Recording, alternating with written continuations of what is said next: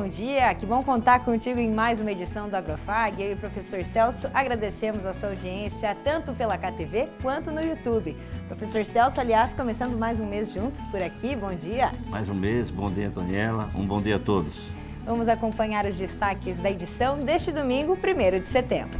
Vamos mostrar uma granja em Palotina, onde não é raro ver as galinhas botando ovos maiores do que o tamanho padrão. Nós temos muitos ovos aqui acima de 60, 70, 80 gramas. Não posso te garantir que é a forma de criação, mas temos bastante ovos acima da média, muito. E é claro, eles também são diferentes por dentro. O pesquisador da Embrapa explica por que algumas galinhas botam ovos com 2 gemas. Tem cobertura especial do Show Rural de Inverno. Vai ter trigo, cevada, plantas de cobertura, aveia e também especialistas falando sobre os benefícios de cada cultura. Mineral divulga relatórios sobre a produção agrícola no Paraná e faz projeções para a safra de verão. A força que vem do agro, você vai conhecer o Rafael, produtor que cultiva hortaliças e gera emprego para 18 trabalhadores. Tem informações sobre o Congresso Nacional das Mulheres no Agro, as vantagens do cultivo protegido de tomates. E olhem só essa imagem, uma onça correndo pelo campo. E isso foi no Paraná.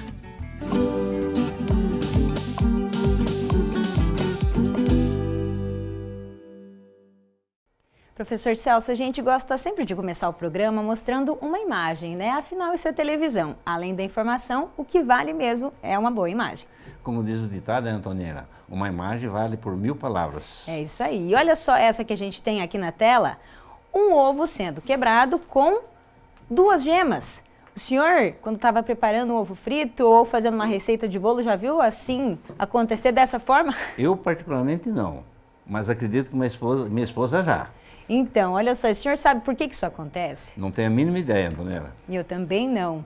E olha só que curiosidade, a nossa produção ficou sabendo de uma granja em Palotina que estava registrando com maior frequência esses casos. Isso nos chamou a atenção e decidimos ir até lá, na propriedade do seu Helder e da dona Celina. Afinal, por que as galinhas estão botando ovos com 2 gemas?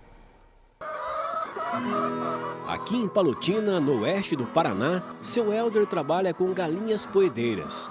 São 2.200 aves. A criação sempre foi ao ar livre, mas o produtor precisou mudar temporariamente a forma de manejo para atender às normas sanitárias de prevenção à gripe aviária. Por isso, o pasto está vazio. E as galinhas agora estão alojadas neste barracão improvisado.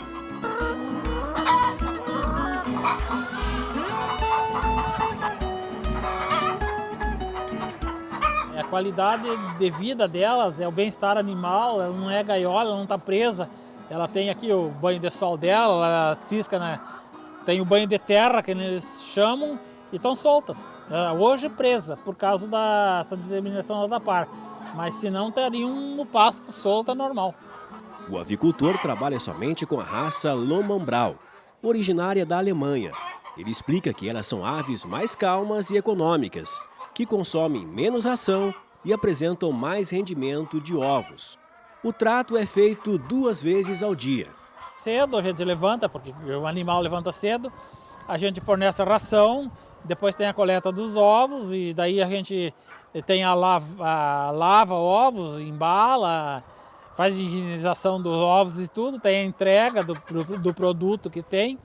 E quanto à criação da galinha, a criação normal, ela tem um período de luz que ela tem que ter, que são 16 horas de luz, e daí você tem que ter um temporizador para você programar esse período de luz que ela tem, porque ela precisa, senão ela diminui a postura. E a ração dela é feita em casa aqui, a gente faz aqui, só milho, o farelo de soja, o núcleo e o calcário. A gente não tem aditivo, não tem nada nela. Fornece uma vez de manhã e outra vez à tardezinha. É o próprio seu Helder quem faz a coleta dos ovos, retirando-os um a um dos ninhos improvisados. A média por dia é de 1.500. E em meio a essa rotina diária, um detalhe chamou a atenção do produtor. Nós temos muitos ovos aqui acima de 60, 70, 80 gramas disso aqui. Não posso te garantir que é a forma de criação. E as galinhas antes eram soltas no pasto, agora estão soltas no galpão. Pode ser que seja a forma da criação, mas também não vou te garantir que seja assim. Mas temos bastante ovos acima da média, muito, muito. Não demorou muito para o seu Helder reparar em outro detalhe. Os ovos não eram apenas maiores no tamanho, mas também no conteúdo. A descoberta foi por acaso e contou com a participação da dona Celina, esposa dele. É ela quem faz o processo de higienização e classificação dos ovos. Foi assim que o casal percebeu a relação entre o tamanho e peso do ovo com o que havia dentro dele. Então, por exemplo, eu vou pegar um que está dentro da possibilidade de ser normal. Então, ele vai estar pesando entre 60 até próximo de 70 gramas. E o que está acima de 80 gramas é considerado, então, um ovo que não é normal, que pode ter a possibilidade de estar com 2 gemas, mas certeza a gente não tem. Mas então, como é que faz para se certificar de que o ovo realmente tem 2 gemas? O método é antigo. Quebrando o ovo, pois a gente não tem como saber exatamente. Então vamos tirar essa prova agora.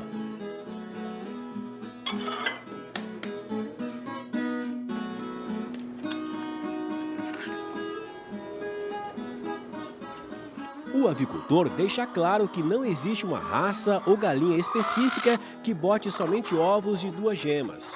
De acordo com ele, é algo aleatório, que pode acontecer, mas não é regra. Ele conta ainda que já recebeu encomendas, mas que não consegue garantir o fornecimento. Tem mercado para 2 gemas, eu já tive pedido, mas não é quantidade. A gente não pode firmar um contrato, um compromisso, porque a quantidade de ovos de 2 gemas é pequena aqui, ó. Pode ser 5%, pode ser 3%, pode ser 1%. Então a gente não tem essa garantia de poder fornecer nesse mercado assim. Mas existe mercado para esse tipo de coisa, mas não existe uma galinha que vai só pôr ovos de 2 gemas. O que se sabe é que o destino dos ovos com 2 gemas é o mesmo.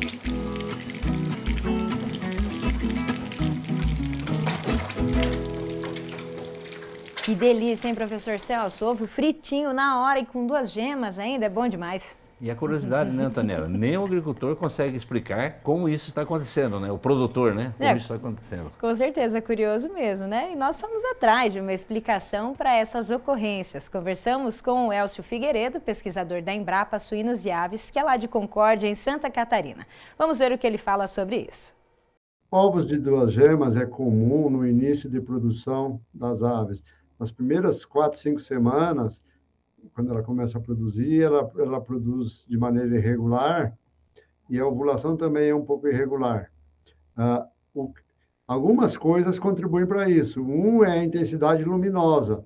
Se dá muitas horas de luz por dia, por exemplo, porque a gente tem que, em épocas do ano, tem que complementar a iluminação do aviário, porque só a iluminação natural, vamos dizer assim, faz ela no inverno faz ela reduzir, por exemplo, a produção.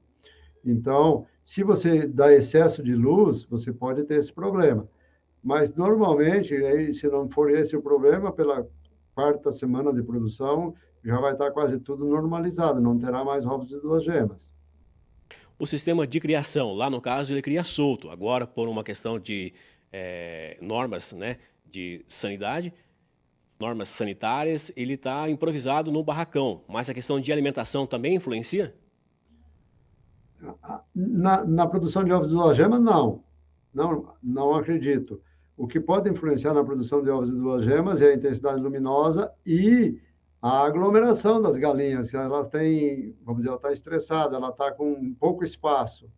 Ou, no caso, se ele fechava as galinhas tinham acesso ao piquete durante o dia e agora não tem, isso altera bastante o comportamento da ave, né? Então, elas podem estar meio querendo sair e ficam estressadas, tal, ou pouco espaço, muito aglomeradas, isso pode dar ovos de 2 gemas. No caso dessa raça específica, a Loma Brown, não tem uma probabilidade maior de ter ovos de 2 gemas. No caso, seria mais as condições mesmo, então, de luz, questão de estresse. Eu acredito que sim, porque galinhas que produzem muitos ovos de 2 gemas saem logo do mercado, entende? O ovo fica não comercial, ele fica muito grande. Mas no caso, para quem está consumindo ovos de 2 gemas também, não tem problema nenhum. Não, para quem está consumindo, ele está consumindo 2 ovos em vez de um, né? Cada vez, né? Mas tudo bem, isso aí talvez seja vantagem para quem está consumindo. Ok, muito bem. A gente agradece então ao Elcio e a toda a equipe da Embrapa, sempre parceira aqui do Agrofag. O DERAL, Departamento de Economia Rural da Secretaria de Agricultura do Paraná, divulga todo fim de mês um relatório com o balanço da produção agrícola no estado. Os números são importantes porque traçam um panorama sobre as lavouras e o desempenho da safra, além de projeções para o próximo plantio. Segundo o DERAL, a colheita do milho segunda safra já atingiu 99% da área plantada no Paraná, que foi de 2,5 milhões de hectares. A produção deve ficar em 12 milhões e 600 mil toneladas, 18% abaixo do que era esperado. Já a colheita do trigo está apenas no início, com 6%. A seca que atingiu as plantações tem sido o maior problema até agora, principalmente na região norte do estado, onde se concentra a maior parte das lavouras colhidas. A produtividade média que está sendo obtida é menor do que 2.000 quilos por hectare. Por isso, a estimativa de safra aponta para uma produção de 3 milhões e 100 mil toneladas, redução de 14% em relação ao ano passado e de 17% em relação ao que se esperava para essa safra. No relatório divulgado nessa semana, o DERAL também apresentou as projeções que a Secretaria de Agricultura do Paraná fez para a safra de verão, como explica Edmar Gervásio nessa entrevista ao repórter Reinaldo Japper. Gervásio, é interessante a gente começar falando então sobre a cultura da soja, né? Qual é a estimativa, tanto de área quanto de produção, e se tem um aumento em relação à safra anterior? A safra de soja, ela de certa forma domina a safra de verão aí no estado do Paraná. Mais de 90% de todas as áreas dos principais grãos plantados no estado na safra de verão é com soja. E nessa safra não é diferente, devemos plantar aí em torno de 5,8 milhões de hectares, e se confirmado é a maior área da história para a soja, com uma expectativa de produção muito boa também, em condições normais, que devemos produzir aí em torno de um pouco mais de 22 milhões de toneladas, que, é claro, depende do clima, mas nesse momento a expectativa ainda é favorável para essa safra de soja no estado do Paraná.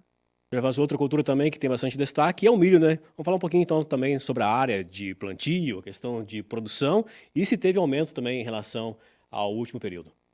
Ao contrário da soja, que a gente está tendo um crescimento marginal aí de área em torno de 0,5%, o milho ele está tendo uma queda em quase de 10%, e toda essa área que o milho está perdendo, basicamente ela está sendo migrada para a soja, que é um produto, de certa forma, bastante líquido no mercado e tem uma comercialização muito mais rápida, muito mais liquidez, de certa forma. Então, o produtor acaba optando pela soja em detrimento do milho, principalmente que o milho, ele tem, além das características de comercialização diferentes, ele tem uma concorrência muito, muito grande com a soja. Então, hoje, o produtor de milho na primeira safra é aquele produtor com alta tecnologia, né, e que tem alta produtividade em sua propriedade, né, acima de 10, 12 mil quilos por hectare. Então, esse produtor ele ainda consegue ter uma boa rentabilidade se você comparar a soja com esses níveis de produtividade.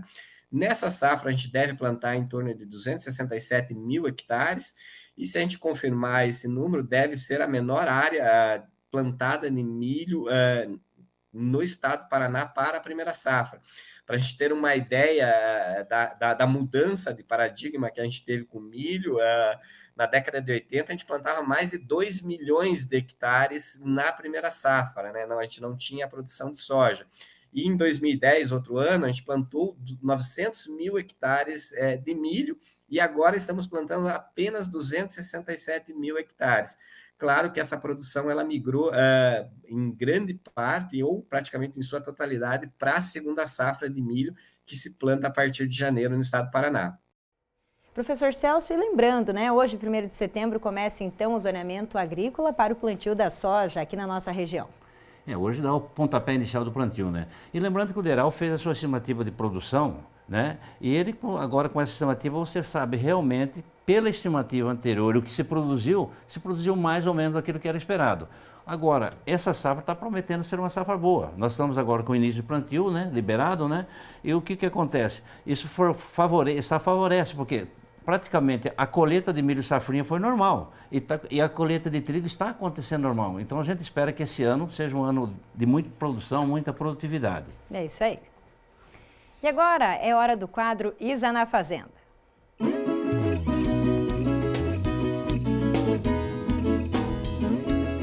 A produção nacional de tomate acontece em diversas regiões, mas tem destaque nos estados de Goiás, São Paulo e Minas Gerais, que juntos respondem por uma parcela significativa do cultivo.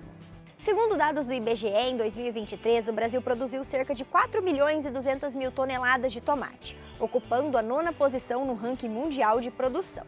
E hoje, a China fica em primeiro lugar, seguida da Índia e dos Estados Unidos. Juntos, os países representam aproximadamente 50% do volume global de tomates. O cultivo de tomate no Brasil pode ser dividido em 2 principais categorias: o tomate de mesa, destinado ao consumo in natura, e o tomate industrial, utilizado para a fabricação de molhos e outros derivados. O ciclo de produção do tomate varia de 90 a 120 dias, dependendo da variedade cultivada e das condições climáticas da região. O plantio geralmente ocorre em campo aberto e o cultivo em estufas tem ganhado destaque, devido ao controle do ambiente e do crescimento dos frutos. Em estufa é possível regular a temperatura, a umidade e a luminosidade, o que favorece o desenvolvimento uniforme das plantas e a proteção contra pragas e doenças. Além disso, o cultivo protegido permite o uso mais eficiente de água e insumos, aumentando a produtividade por área. E é esse tipo de cultivo que nós fazemos na Fazenda Escola. Aqui a variedade plantada nesta safra foi a Graziane. As frutas têm um peso médio de 190 gramas, com ciclo de 115 dias. E aqui o manejo para controle de pragas é feito com produtos biológicos. A colheita do tomate é um processo que exige atenção, pois o fruto é sensível a danos físicos. A colheita manual é a mais comum, sendo realizada quando o tomate atinge o estágio ideal de maturação. Entre as práticas recomendadas estão a classificação dos frutos, o armazenamento em condições adequadas de temperatura e umidade e o transporte em embalagens que evitem o amassamento. A tecnologia pós-colheita desempenha um papel fundamental na redução das perdas ao longo da cadeia produtiva do tomate. Estima-se que no Brasil, cerca de 30% da produção seja desperdiçada, em grande parte devido à falta de infraestrutura adequada. No entanto, o cultivo protegido tem contribuído para a diminuição desse desperdício, uma vez que o ambiente controlado reduz danos aos frutos e permite melhores condições de manejo, colheita e armazenamento. Ao adotar essas tecnologias, o setor não só aumenta a eficiência produtiva, como também fortalece sua sustentabilidade e competitividade no mercado, beneficiando tanto produtores quanto consumidores. Não deixem de acompanhar o Agrofag nas redes sociais. Nos vemos na próxima semana e até lá! Valeu, Isa! Até semana que vem. E o assunto agora continua sendo a produção de hortifrutis. Recentemente nós mostramos aqui no programa o crescimento do cultivo de hortaliças em estufas, o chamado cultivo protegido. Mas ainda tem muito produtor que planta a céu aberto no sistema convencional. O Rafael é um exemplo. São 4 hectares de canteiros. E para dar conta de todo o trabalho, ele tem ajuda de 18 funcionários. Veja só. Aqui no distrito de São Camilo, em Palotina, região oeste do Paraná, a paisagem verdejante que se destaca nos 4 hectares de canteiros que compõem a horta é o que chama a atenção de longe. Com 12 variedades de folhosas e uma produção diária de 1.200 pacotes, a propriedade conta atualmente com 18 funcionários. Rafael, que hoje comanda a horta, começou sua trajetória vendendo hortaliças. Foi nesse trabalho que ele encontrou inspiração e a oportunidade para começar o próprio negócio. começamos aqui no ano de 2018. A gente começamos com um total de 0,2 hectare. A gente trabalhava em 2 colaboradores apenas. E hoje a gente já está indo para 8 anos no ramo da produção de verduras. Hoje a gente está com a área total aqui ampliada já, de 4 hectares somente de verduras e mais 2 hectares ponto 1 para uma situação de ampliação. Aqui cada funcionário tem uma função essencial, desde o preparo do solo até a colheita e embalagem das hortaliças. O cuidado é constante e a atenção aos detalhes garante a qualidade dos produtos. O cultivo é feito de maneira tradicional, com as plantas crescendo diretamente na terra. Essa escolha foi motivada pela falta de recursos para investir em hidroponia, uma técnica que exige alto capital. Rafael optou por seguir com o que tinha à disposição, e o resultado é uma produção sustentável. Então a gente hoje optou por essa forma convencional e hoje a gente utiliza aí, no plantio a gente utiliza mais 60% aí do nosso produto é até a base do NIM, que ele não deixa aí carência e a gente pode estar levando um produto livre de qualquer agrotóxico para o nosso consumidor e para o nosso cliente amigo. Para otimizar o espaço e evitar perdas, os canteiros são organizados de acordo com o ciclo de cada planta. Esse detalhe permite que a horta aproveite ao máximo a área disponível. A gente vinha plantando de qualquer forma, a gente plantava uma rúcula no meio de um alface, no meio de um almeirão, um rabanete entre meios canteiros, de alface a almeirão. Então a gente via que esses produtos ele tinham um ciclo muito mais rápido. Então a gente acabava perdendo o canteiro por ele sair de 15 a 20 dias antes do que o alface, o almeirão ou a chicória até.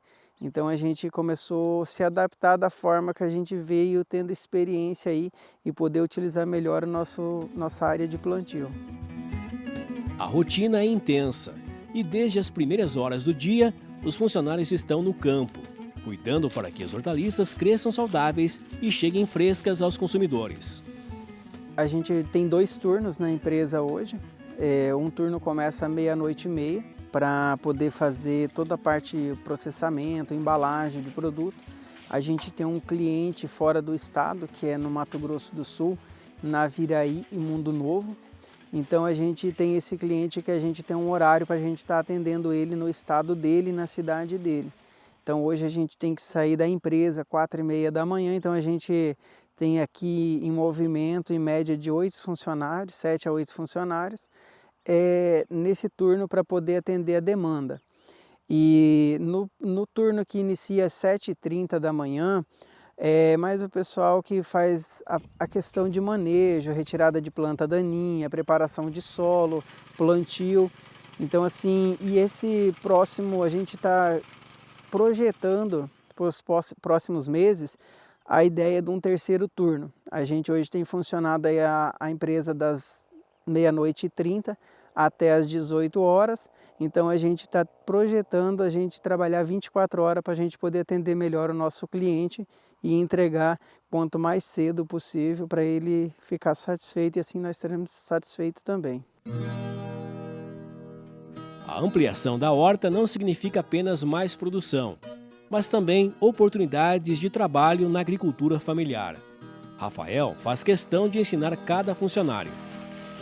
Nós não exigimos experiência para trabalhar conosco, não exigimos experiência, somente força de vontade, né? Então assim a gente ensina, quando nós não estamos presentes a gente coloca pessoas capacitadas que já estão mais tempos dentro da empresa, né? Então a gente coloca pessoas para auxiliar e ensinar da melhor forma e cada um aqui tem uma capacidade, uma limitação. Então a gente vê onde que a pessoa se encaixa melhor e é somente a força de vontade mesmo para permanecer conosco. Rafael, hoje com toda essa estrutura, ainda tem sonho de aumentar? Sim, nós temos sonhos de aumentar a empresa, né, ampliar, fazer ampliação. A gente também tem um sonho de poder estar adquirindo uns veículos próprios, né, para transporte. e para a logística. Então a gente tem esse sonho para a gente poder estar aumentando a geração de empregos, né?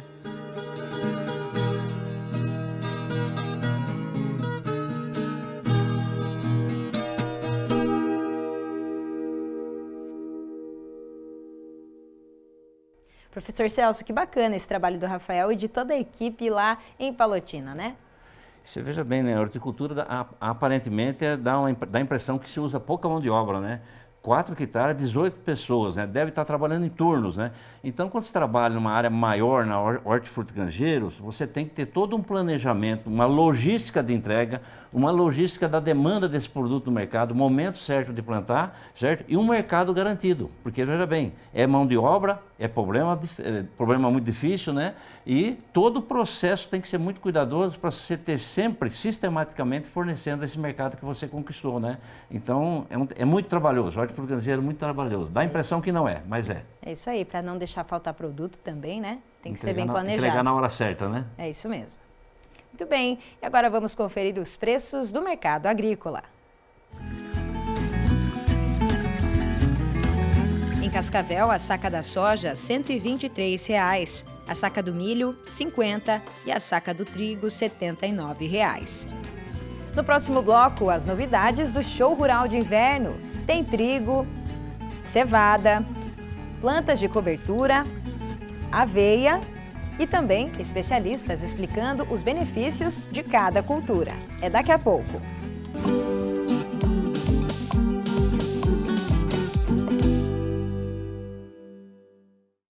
Conectados ao mundo. Somos todos, somos um só, somos muito mais. Global Connection. Descubra um novo programa de pós-graduação Centro Universitário FAG. Acesse o site e conheça os cursos disponíveis. Conexões internacionais e experiências transformadoras. fag.edu.br/pós. Inscrições pelo fone 4533213964. Pós-graduação Centro FAG. Global Connection. Realize. Vestibular agendado Centro FAG. Ingresso imediato para todos os cursos via segunda graduação, vestibular agendado, prova online ou nota do Enem. Inscreva-se e aproveite o desconto especial de primeira mensalidade. Passaporte 40+ exclusivo FAG. Acima dos 40 anos, sua idade é convertida em desconto na mensalidade. E o passaporte é válido até o final do curso. fag.edu.br/agendado. Centro Universitário FAG. Aqui você realiza.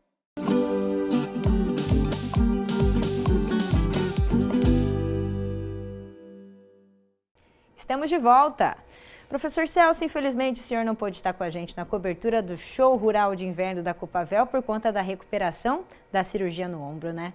É uma cirurgia muito delicada, né? E nada melhor que seguir as recomendações médicas para a gente ter uma recuperação rápida, né? E com certeza o Show Rural Copavel trouxe muitas novidades, muitas coisas importantes para a região nossa. E tenho certeza que vocês exploraram lindamente esse sucesso. É isso aí, a nossa equipe esteve lá no Parque Tecnológico da Copavel para conferir essas novidades sobre as principais culturas da estação.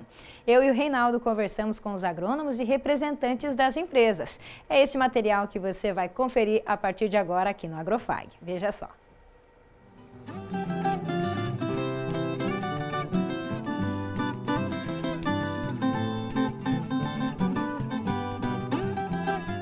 Aqui no Agrofag a gente sempre fala dos benefícios das plantas de cobertura, né? E aqui no Show Rural de Inverno tem, na prática, essas plantas. A gente vai falar com o André Reck, que é desenvolvimento de mercado da Raix, sobre essas plantas melhoradoras de solo. Seja bem-vindo. Obrigado, Antoniela.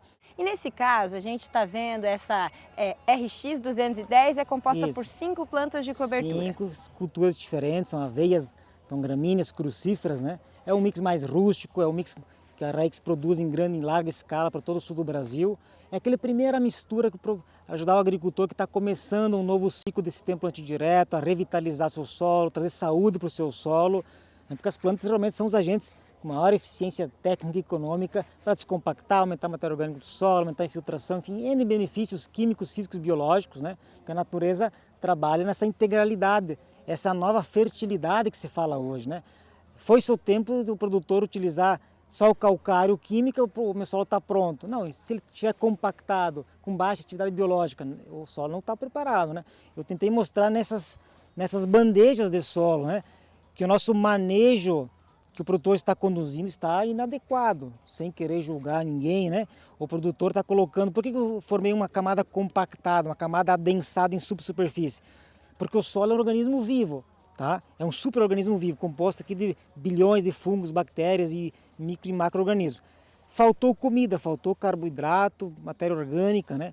Então, um solo igual a esse, Antonella, recebeu apenas 4, 5 toneladas de massa seca por hectare. Então, faltou energia para o desenvolvimento dessa vida, dessa atividade biológica. Qual seria a quantidade necessária? Para a nossa região aqui de Cascavel, em torno de 12 a 14 toneladas de massa seca diversificada por hectare ano. É o consumo energético da biota do solo. Se nós pegarmos o Cerrado brasileiro, aí é 18, 24 toneladas de massa seca, porque lá é mais quente, né, e mineraliza mais. Então, não é fácil melhorar solos, é um desafio, não existe milagre, né? Qual que é a nossa dica? Que o produtor separe 1/4, 1/3, 1/5 da sua propriedade e intensifique os processos biológicos. Por exemplo, hoje tem uma onda dos produtos biológicos, né? Eu não posso pegar um produto biológico à base aí de tricodermas ou bacilo, que são ótimos, e lançar sobre um solo compactado, morto, igual a esse. Porque senão vai desperdiçar. Com certeza. Não tem condições de crescimento e desenvolvimento dessa biologia. Eu preciso fornecer condições. Sempre brinco, o RX 210, como nós temos aqui atrás, é o restaurante 5 estrelas, é o restaurante gourmet, é o hotel 5 estrelas para desenvolver esses organismos vivos que são naturais do solo. Feito isso, a vida vai começar a se processar e vai começar a organizar o solo, né? Por que é a compactação, no final das contas, Antonella? É uma bagunça das partículas do solo. Faltou fungos para amarrar, para criar a estabilidade dos agregados, né? Então, é por isso. A melhor tecnologia, Antonella, para o agricultor chama-se sistema plantio direto com múltiplas raízes. Sempre digo ao agricultor, separe 10, 15, 20% da sua propriedade e faça uma safra de raízes. O grande desafio dessa região é que o produtor faça 100% a primeira safra de soja e faça 100% a segunda safra de soja. De milho, no caso, milho verão, né? O milho inverno, né? Segunda safra de milho. Essas duas raízes, soja e milho, não mantêm a funcionalidade do sistema produtivo. Então a nossa dica é faça a primeira safra de soja e faça a segunda safra de milho de inverno 80%. Deixe 20% e faça uma safra de raízes diversificadas, se possível. Tá? Dentro dos mix, olha só, olha o potencial das plantas melhoradoras, né? São plantas rústicas, né? Selvagens ainda, com grande potencial. Essas raízes nós encontramos até 2,32 m. Então olha os bioporos, olha a galeria em profundidade que vai fazer infiltrar a água, depois vai armazenar a água, vai buscar o enxofre, potássio, os nutrientes móveis lá no subsolo e vai trazer aqui naquela reciclagem fechada. Então o produtor precisa usar mais plantas, mais vidas, porque no final das contas, Antonella, a agricultura em solo, em clima tropical, ela é altamente dependente da vida do solo. E quando você fala em vida, não é só fungos, bactérias, minhocas, não é vida. É isso que nós estamos vendo, ó. Vida biológica, é dinamismo, é produção de fotossíntese, produção de biomassa diversificada em quantidade, qualidade e frequência, produção de biomassa, exudação radicular, já que 30 a 40% dos exudatos, dos açúcares produzidos na parte aérea, são introjetados pelas raízes para retroalimentar essa biologia. Então, é fotossíntese, produção de biomassa, exudação radicular e decomposição. Tudo isso nesse dinamismo, nesse fluxo contínuo, é agricultura em clima tropical. São os processos biológicos que estimulam essa diversidade biológica no sistema de produção. Perfeito, perfeito. E para a gente relembrar, André, o que a gente tem nesse mix que você está mostrando aqui para a gente, quais plantas compõem esse mix? Isso. Nesse específico, o RX 210 são 2 aveias, tá? Centeio e 2 nabos, o forrageiro e o pivotante que eu acabei de mostrar para vocês. Então são gramíneas e crucíferas. Então é um mix que se adapta em todo e qualquer tipo de solo, claro, clima temperado aqui para o sul do Brasil. Nós temos outras misturas que além das gramíneas, das crucíferas, tem também as leguminosas, com a ervilha forrageira, a ervilhaca. Então são plantas com alta capacidade de fixação de nitrogênio. Esse nitrogênio vem da atmosfera do solo, na qual as plantas vão fixar aí 2, 3 sacos de ureia, entre aspas, gratuitamente, porque é o ar atmosférico, né, já que o ar apresenta 78% de nitrogênio.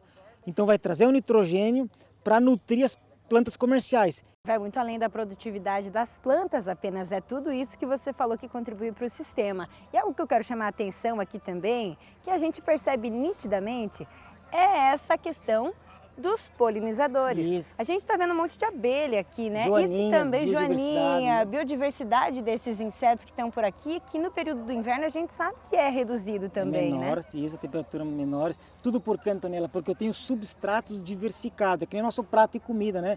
Ter frutas, verduras, legumes é variado, porque a nutrição tem que ser variada, porque nós somos organismos heterogêneos e o solo não é diferente.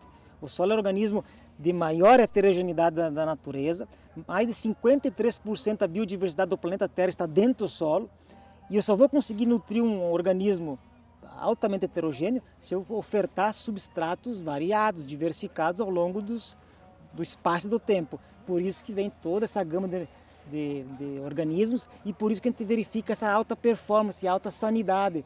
Olha só, Antoniela, nós temos baixíssimo quantidade de ferrugem, manchas foliares, doenças.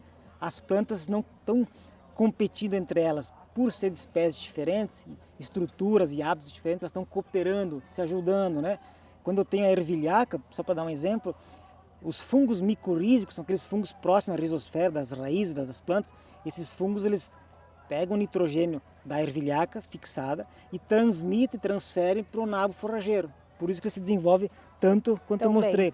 Então tem essa internet, né, essa biologia, essa integração, essa sinergia nas plantas no sistema de produção. Muito bem. Dado o recado, então, aí, né, o André que entende muito desse assunto, a gente espera que você volte para o programa, participe mais vezes conosco. Obrigada por essas informações. Obrigado pela oportunidade, conte conosco. Tá bom? Um abraço. Muito Obrigado. bem.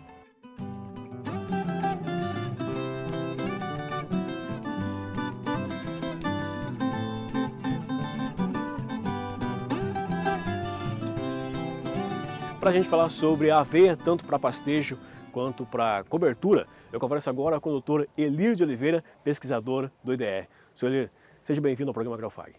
Muito prazer conversar com vocês e essa nossa conversa chegar até os produtores, que é muito importante, que nós vamos discutir agora. Então, ele fala um pouquinho para a gente dos materiais que o IDR está apresentando aqui hoje. Bom, é importante o produtor identificar que a aveia nem todas são iguais, né? Nós temos o grupo das aveias pretas, né? O grupo da aveia branca e dentro desses grupos material de porte prostrado e material de porte erecto. Um exemplo de um material de porte erecto, que é uma aveia branca, a esmeralda, é o que nós estamos vendo aqui, que é um material precoce, de excelente palatabilidade, que tem um crescimento muito rápido, que ela floresce com 95 dias, ela dá até 5 pastejos, se manejada corretamente. E depois da esmeralda, nós temos aqui a aveia IPR Suprema, que é uma aveia branca também. Ao contrário da esmeralda, o ciclo dela é muito longo. E é um material prostrado que tem um rebrote muito rápido. E nós observamos aqui, por exemplo, aqui foi cortado aqui com 5 dias. E olha aqui o crescimento da aveia esmeralda com 5 dias, com bastante folha já. Isso quer dizer o quê? Com 15 dias, 16 dias, ela bem adubada, com as condições climáticas favoráveis, é possível retornar ao pastejo 15 dias após a mudança do piquete. 15, 18 dias ela já tem um rebrote suficiente para voltar com o gado naquele piquete. Acho que esse é um ponto interessante também, que até o produtor tem dúvida, é a questão da entrada e da saída, né? Exato, é importante essa pergunta, porque eu vejo muitas propriedades onde o produtor, por desconhecimento, ele maneja errado as cultivares. Então, uma aveia de porte erecto, como a esmeralda, que ela cresce de forma erecta, então o certo é tirar o gado quando ela atinge 20 centímetros de altura e voltar com o gado com 35 centímetros de altura. Isso vai preservar o ponto de crescimento dela para aquele perfil soltar novas folhas e permitir um novo pastejo, e assim sequentemente, né? Agora, uma aveia prostrada, como ela tem um ponto de crescimento mais próximo do solo, você pode e deve manejá-la mais baixo, né? Que é o caso aqui que eu acabei de mostrar, o rebrote, ela sendo cortada a 10, 12 centímetros, porque o ponto de crescimento dela, que é os tecidos que vão multiplicar as células, eles estão mais próximos ao solo, então o gado ele não vai decapitar. Que se o gado decapitar abaixo do ponto de crescimento, aquele perfil morre. Então esse é o grande segredo, né? para fazer um investimento e ter o retorno, né, em termos de produção de leite, tanto para gado de leite, gado de corte também, né, para novilhas, recria, até acabamento em sistema de pastejo com suplementação. Então a aveia tem essa grande contribuição. Daí a importância, mais uma vez, né, de entender como que é o manejo de uma aveia de porte erecto e como que é o manejo de uma aveia de porte prostrada, como a Suprema que nós estamos vendo aqui. E para ter um controle melhor desse ponto de entrada e ponto de saída, é interessante a questão do piqueteamento também? Exatamente. Um produtor de leite que ele tenha normalmente piquete, facilita bastante o manejo. Porque ele pode plantar até em épocas com 15 dias de diferença, por exemplo, né? Ou se não, dar um pastejo mais rápido para ir para o outro piquete, para não passar o ponto de pastejo, né? Então é importante o piqueteamento. Agora, a pergunta que as pessoas fazem, os produtores fazem, qual que é a hora de soltar o gado? O momento de soltar o gado, quer seja de leite ou de corte, é quando tem 1 metro, em 1 metro quadrado, ela está tendo uma produção, uma oferta de forragem equivalente a 1 quilo de matéria verde nesse metro quadrado. Então, esse é o momento. Pode ser 900 gramas, pode ser 1,1 kg, né? Mas é um indicativo na hora de soltar o gado, no primeiro pastejo. Né? Depois, naquele subsequente, nós vamos trabalhar com altura de pastejo na hora de tirar o gado. Né? A questão de piqueteamento, a questão de quantidade de animais por piqueteamento, também é interessante falar sobre isso? Não, é interessante falar porque se você colocar mais animais, você vai ter um período mais curto de permanência dos animais naquele piquete. Normalmente, nós aqui no IDR Santa Teresa, a gente observa que uma aveia bem adubada, uma cultivar boa, ela permite uma lotação de 2 a 3 UA por hectare. Uma UA é um animal de 450 kg.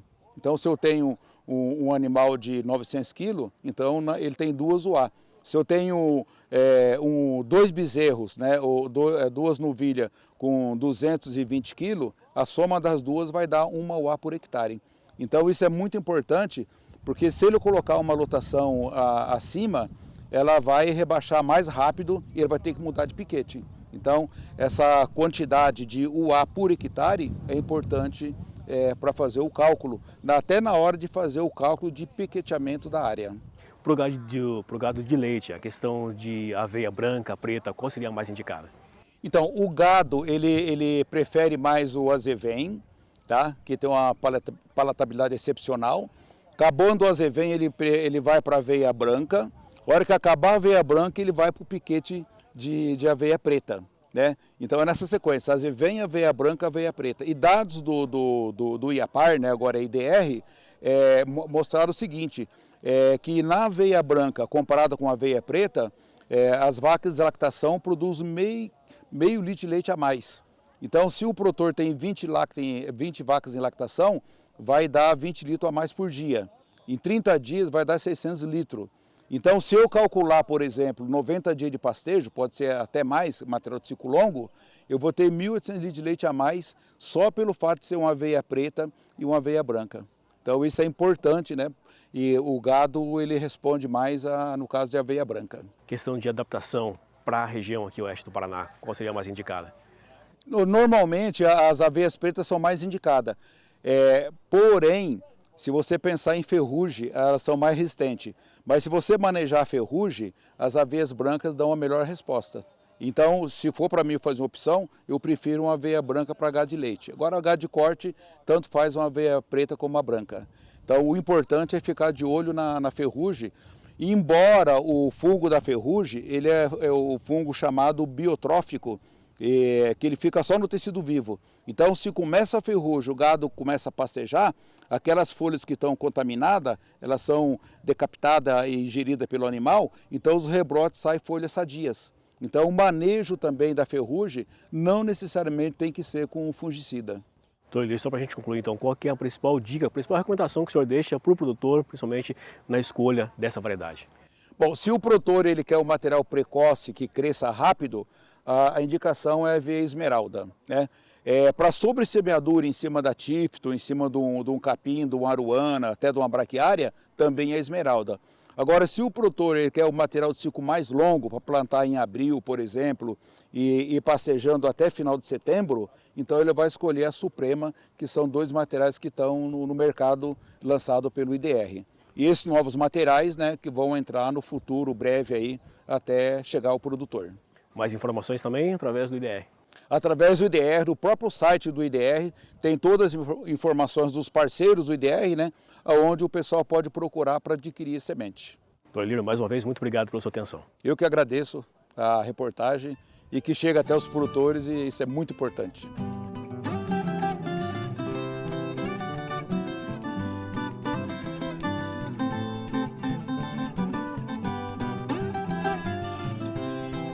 Mais uma opção aqui na área da Embrapa é em relação a esse trigo forrageiro. Quem vai contar para a gente os detalhes desse tipo de material é o Luiz Ben, pesquisador da Fundação Meridional em parceria com a Embrapa. Seja bem-vindo, Luiz. Prazer, viu? Estou aqui, gostaria de fato contribuir com vocês aí, com os agricultores, né? Mostrando aqui uma das opções, talvez uma das mais interessantes, né, para os produtores de leite e produtores de gado de corte, né? Que a gente tem, que é o trigo forageiro chamado BRS Tarumaxi. Tarumaxi, muito bem, Luiz. Então, como você já comentou, ele é destinado tanto para a bovinocultura de leite quanto de corte. Quais são os principais destaques que a gente consegue perceber em relação a esse tipo de material sobre a capacidade dele de conversão? Então, ele é um produto que tem características, né, nutricionais muito interessantes. Ele tem alto teor de proteína, né? Que é, digamos, um dos nutrientes que custa muito caro, e o produto está aí na planta, aí disponível para os animais aproveitarem. E tem bastante amido na folha, né? Então ele é quase que um produto a campo completo, né? O animal comendo o trigo, o gado de corte comendo o trigo Tarumaxi, praticamente ele não vai precisar de quase mais nada para produzir a carne. E para o produtor de leite, ele precisa usar alguma coisa no coxo lá, que é talvez incrementar um pouquinho mais de energia, sabe? Na hora que ele está ordenando os animais. Então ele vai estar tendo custo baixo para a produção da proteína animal, seja leite ou seja carne. Uhum. E sobre esse custo de implantação, por exemplo, o que você pode comentar para a gente em relação à quantidade paga, então, nessas sementes por hectare?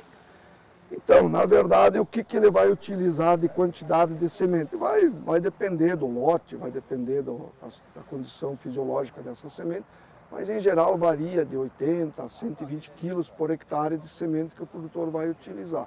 Quanto vai custar essa semente? Vai depender do ano, da condição de produção, mas geralmente tem chegado no mercado com um custo bastante acessível ao produtor, que fica em torno de R$ 4,50 por quilo de semente. Então ele não investe muito dinheiro e tem comida, né? A partir de março que ele deve implantar essa cultura, né? Final de fevereiro, março, e ele vai estar tendo comida disponível durante o outono e durante o inverno, chegando até setembro, em casos até mais, né? Fazendo vários ciclos de pastejo. Isso pode variar de 10 a 15 ciclos de pastejo conforme o manejo. Então, e é um produto que se adapta muito bem à nossa realidade, é um produto pesquisado aqui no Brasil. A Embrapa, ela tem isso aí, um histórico de mais de 30 anos, que esse produto tem, então, adaptação para todas as realidades de solo e tal. Então, temos que explorar bem mais isso daí, porque realmente isso aí traz muito benefício para o agricultor, muito mesmo, né? Eu posso garantir que quem estiver nos assistindo, eu vou dizer assim, talvez seja a maravilha que muita gente está procurando, está precisando ter aqui. Isso aqui não tem problema no período ainda que está morrendo planta, como é o caso de azevém, que esse ano a gente teve um histórico de problema sério aí de brusone que morreu, das aveias que não suportaram as altas temperaturas. Isso aqui não tem problema com geada, né? Se adapta muito bem. Então, esse é o produto ideal para o produtor de leite, produtor pequeno, produtor que precisa ter renda lá na propriedade dele, é isso daqui. É isso que o produtor quer saber realmente, né, Luiz? E aqui na prática, a gente consegue ver, então, para a gente demonstrar essa capacidade de rebrota, a gente consegue ver diferentes cortes, né, desse trigo forrageiro. Então aqui, quero que você explique para a gente, tá já com esse corte feito em comparação aos outros? Conta para nós. Então, na verdade, aqui foi feita uma simulação, né? Que não é o ideal, mas dá para a gente ter uma pequena ideia, né? Aqui na frente, aqui próximo, aqui a gente tem 3 cortes que foram feitos, tá? Ali um pouco na frente da placa tem 2 cortes, tem uma vaquinha lá mostrando, né, que está pastejando. E na segunda vaquinha que está lá na frente foi feito um corte só. Então, e lá no fundo não foi feito nenhum. E a gente percebe que praticamente onde foi feito o corte, onde não foi, está na mesma altura. Então é um produto que tem um comportamento bastante diferenciado em relação a que ele é assim, ó. Quando você planta ele lá, tipo em março, e até chegar no inverno, ele vai crescer. Se tu não aproveitar essa pastagem, ela vai parar ali. Quando chegar o inverno, ele vai estimular a questão de tentar entrar na fase reprodutiva. E aí ele tem um ciclo longo. Então você tem que aproveitar a pastagem, tá? Como que o produtor tem que manejar isso aí? Quando ele atingir mais ou menos uma altura de um palmo, né, 20, 25 centímetros, é o momento certo de eu entrar com os animais para pastejar. Aí eu vou baixar aí para 5 centímetros, mais ou menos, 10 centímetros. Aí eu vou jogar um pouquinho de nitrogênio, né? E aí, dependendo da condição, entre 12 a 15 dias, ele vai estar de novo no mesmo tamanho para eu largar os animais. E assim sucessivamente. Então eu vou fazer um aproveitamento muito interessante. Se o produtor trabalhar em forma de piqueta, ele vai aproveitar mais ainda isso daí. Então ele vai estar sempre tendo comida nova, aproveitando aqui tudo que é altamente digestível para os animais e vai estar tendo, né, aproveitando que a natureza dá, a luminosidade e tal, praticamente assim, sem custo muito alto, né, um custo baixo. Então, isso que é o que a gente quer, que o produtor aproveite para ter renda, né? Se consegue reduzir o custo. O produtor de leite, ele precisa reduzir o custo de produção. Se ele conseguir reduzir o custo de produção, ele vai ter resultado, independente do preço do leite. Porque ele não consegue mandar no preço do leite, mas no custo ele consegue fazer a diferença, que aumenta a renda dele. E é isso que a gente quer. Um produto que não vai precisar estar trabalhando com fungicida, com inseticida, é um produto que é resistente às doenças, à ferrugem, né, ao mosaico, enfim, uma série de problemas que às vezes ocorrem nos outros trigos. Isso aqui não tem problema. Então é um produto muito bom. A gente tem que realmente evidenciar aquilo que é nosso e que os produtores merecem ter isso aí para ter renda. E a gente precisa disso. Muito bem. Luiz, obrigada pela participação e até uma próxima. A gente está sempre à disposição. Sempre que vocês precisarem, é só ligar para a gente. E os produtores que estão nos assistindo, por favor, a Embrapa está inteiramente à disposição. Eu, Luiz Tarcísio, moro em Pato Branco, aqui no Paraná. Faço questão de atender todo mundo que me ligar, que me procurar, com o maior prazer. A gente quer fazer com que os produtores sejam realmente os beneficiados. Eles merecem, porque a gente sabe o quanto é difícil estar lá no campo, né, produzindo alimento para ser consumido na cidade. E esse alimento que é leite, que é carne, que nós estamos todo dia consumindo, e quem faz isso, que está lá botando lá, precisa ser assistido. Por isso que nós estamos à disposição para ajudar. É isso aí. Obrigada, até a próxima. Obrigado.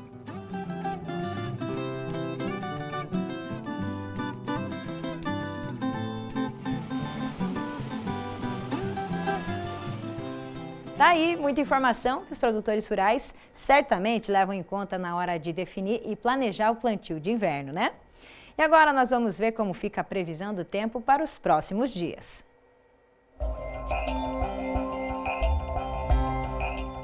Neste domingo, há o avanço de uma frente fria pelo sul do Brasil, mas apesar disso, esse sistema deve provocar pouca chuva no Paraná, possibilidade apenas de pancadas isoladas no oeste do estado. É isso que pode acontecer em Cascavel. E os termômetros nesse domingo aqui na cidade variam dos 15 aos 23 graus. Amanhã, Cascavel amanhece gelada, assim como outros setores. Temperatura mínima de 10 e ao longo do dia pode chegar a 26 graus. Terça já volta a ficar mais quente. O sol prevalece e os termômetros variam dos 18 aos 32 graus. Quarta, a variação será dos 20 aos 33. Já em Guaíra, hoje o dia será fresco, com mínima de 17 e máxima de 24 graus. Tem chances de pancada de chuva também para esse domingo. Amanhã, o dia contará com sol entre nuvens e tem queda nas temperaturas, mínima de 13 e máxima de 27 graus. Para terça e quarta, esquenta de novo. A mínima na terça é de 17 e a máxima é de 34 graus.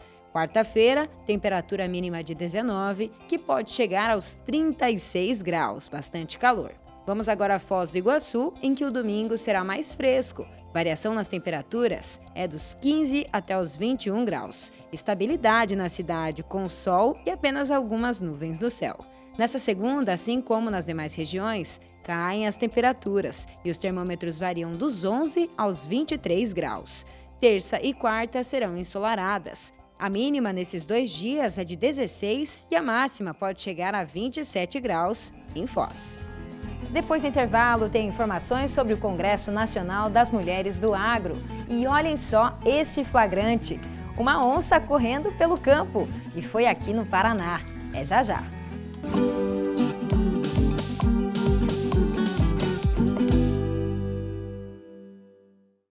Conectados ao mundo. Somos todos. Somos um só. Somos muito mais. Global Connection. Descubra um novo programa de pós-graduação Centro Universitário FAG. Acesse o site e conheça os cursos disponíveis. Conexões internacionais e experiências transformadoras. fag.edu.br/pós. Inscrições pelo fone 4533213964. Pós-graduação Centro FAG. Global Connection. Realize. Vestibular agendado Centro FAG. Ingresso imediato para todos os cursos via segunda graduação, vestibular agendado, prova online ou nota do Enem. Inscreva-se e aproveite o desconto especial de primeira mensalidade. Passaporte 40+ exclusivo FAG. Acima dos 40 anos, sua idade é convertida em desconto na mensalidade. E o passaporte é válido até o final do curso. fag.edu.br/agendado. Centro Universitário FAG. Aqui você realiza.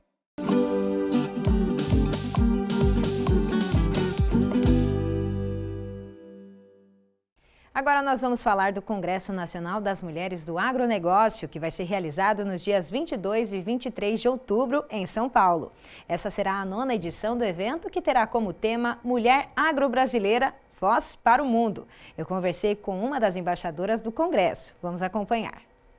Quem vai falar agora para a gente sobre as novidades do Congresso Nacional das Mulheres do Agronegócio 2024 é a Carol Brasil, que está lá em Porto Velho e traz, então, algumas informações sobre a edição desse ano. Seja bem-vinda, Carol.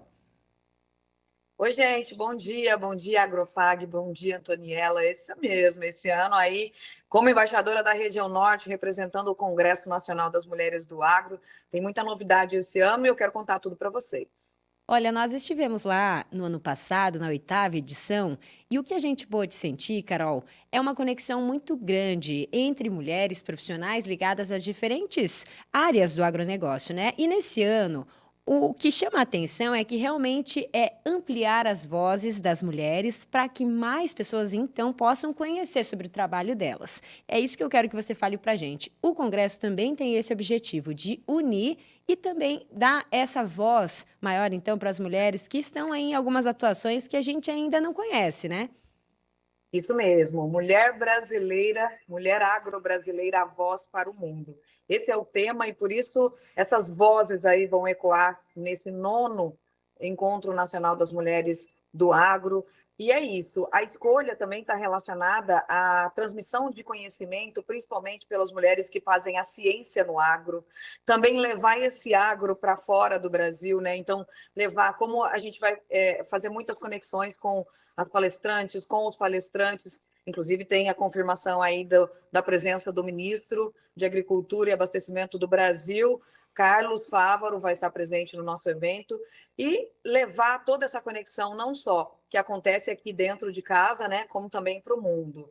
Aí nós vamos envolver também muitas mulheres cooperativistas, associativistas, e tudo isso converge num encontro só. São 2 dias, 23 e 24 de outubro, no Transamérica Expo Center, em São Paulo. A gente tem algumas novidades relacionadas ao que vai acontecer de dinâmicas lá dentro do evento, que você comentou lá no Transamérica Expo Center. E eu falei que eu teria uma novidade aí nos bastidores, eu te falei, né? Esse ano, a gente vai abrir as portas lá, o Congresso vai abrir as portas para nós, embaixadoras, das regiões, das 5 regiões. Nós vamos poder ter um momento, um bate-papo entre a gente, mediado ainda, que ainda está sendo escolhido quem vai ser a mediadora que vai fazer esse bate-papo entre a gente. Então, a gente vai poder trocar as nossas experiências. Eu que estou aqui na Amazônia, vou poder contar para todas vocês como é produzir por aqui. E assim, sucessivamente. A Vanessa, do Sul, a Karina do Sudeste, a Anne lá do Nordeste e a Andressa do Centro-Oeste. Então, todas nós vamos poder bater um papo com vocês, com todas as presentes, né, que estarão no Congresso, num momento único no dia 23. Só isso que eu posso dizer até agora. É surpresa, é um spoiler só para o Agrofag. Eu já estou ansiosa para acompanhar esse bate-papo. Com certeza. E relembrando também, a Carol falou então sobre essa troca entre as embaixadoras e troca de muitas informações relacionadas também aos dados, né? Da Associação Brasileira do Agronegócio, a ABAG. Temos a Embrapa participando também em mais um ano, né? Algumas iniciativas voltadas à tecnologia, às empresas de startups para o agros, né? As agtechs. Temos diversos, então, conteúdos aí que vão ser debatidos e explorados durante o Congresso. Carol, obrigada pela sua participação aqui com a gente. Seguimos conversando sobre as novidades do Congresso e quem sabe a gente se vê por lá. Obrigada, um beijo especial para o meu Paraná. Olha só como ficaram os preços das proteínas no agromercado.